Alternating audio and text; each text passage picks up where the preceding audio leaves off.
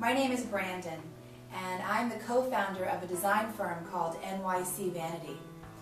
I wanted to share with you some experiences that my husband and I have encountered through this amazing journey of starting our own business. Very recently, we have gotten through a major hurdle. We're almost at prototype. We have obviously got the website up and going. We're out in the e-commerce space for pre-order. Something though that's happened is that there's this sort of in-between time where we obviously can't necessarily go to the next phase of the business because there's still some things that have to come into place before that can happen. But at the same time, we have this window of opportunity to get other types of work done, which may not be as intuitive. So I wanted to kind of share with you some things that we're doing at a high level, and also encourage you to realize that this isn't always going to be an easy journey, and most certainly if you are starting your own business, there's no one tapping you on the shoulder telling you what to do. So at every point, really, it's up to you to make the thing a success.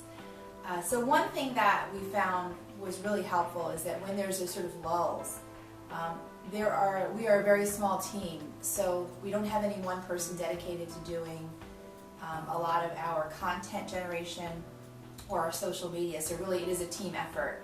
So when there's downtime, one of the things that we all pitch in to do is write new blogs, tweet, Facebook.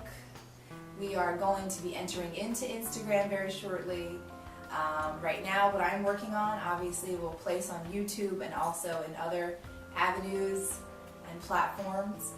But content generation is always something that you can do, whether or not you have 10 minutes, an hour, a whole day. It's going to pay dividends because you never know which point of contact will lead to your next opportunity.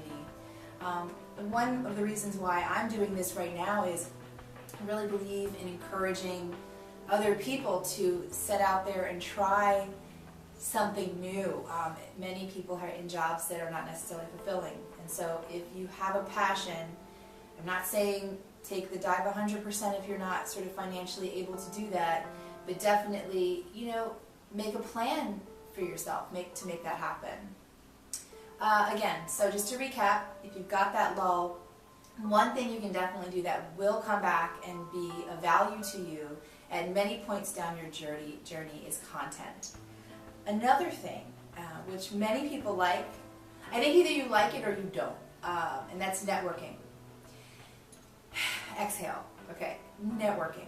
It always sounds so forced, but I love talking to people. I love that interaction, and one thing I have to do better is to take that conversation back to a place of business, because I can get caught up in someone's story about a trip they were on or something, or a great new restaurant, which is really important. I mean, this is the information that people want to share.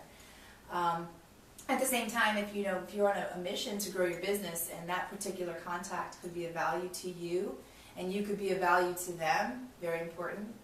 It's not a one-way streak. If what you're providing is not of value, you can network until you're blue in the face, and you're not going to get anywhere. So, but back to the point, go ahead and book in time to network. It will, again, in the same way content can, come back and pay dividends. You just never know where that next potential advocate or partner will come from. The last thing that I'll share with you, because I'm just going to keep this quick, is follow your competition. There's one of the things that I think I was told to do at the beginning of my career when I set out to find more corporate opportunities was to research not just the company that I was interviewing for, but also their competition. They obviously want to hire someone who has the drive and sort of forethought to know that to be of value to them, you need to also not just know what they do, but also know what their competition is doing. So now that you're running your own business or are thinking about running your own business, you must do the same. You must become that sort of guru, if you will, in all aspects of your business, but especially understanding where the market opportunity is for your product, for your service, for your art, okay? Artists out there, I love you guys. You're brilliant. You add such value to the world, yet many of you don't spend that extra 20 minutes each day responding to emails for queries about your work. And shame on you, because not only should you be able to sustain yourself in a good fashion, but the world deserves to have access to your work. So that's a little sidebar note to artists, because working in a design firm, we often work with you and partner with you to find new inspiration for our products. So I would love to see you out there really working to become more business oriented. It would, I think, benefit everyone very greatly if that were the case. Off the tangent, again, so third recap, go ahead, everyone who's in your startup and has that moment between the next urgent task, get out there and work on your content, build your network, and research your competition. And the competition, I'll be very clear here, the competition is not necessarily just those individuals that are out there in your space. The competition could be new technology, a breakthrough that could stand to displace your innovation. So it's a complex landscape out there. You want to make sure that you're as ahead of it as you can be to ensure the success of your business.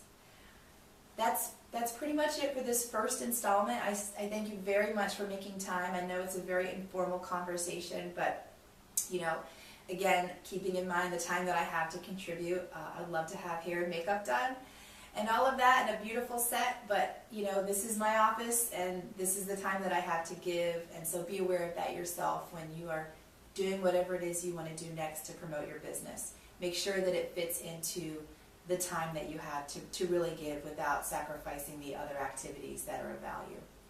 Thank you so much again. My name is Brandon and I'm a co-founder, one of two, of NYC Vanity, and you can find us on nycvanity.com. I have additional tips on things that you can do in your downtime on WordPress, so you can find us there as well. Thank you so much. Have a great day.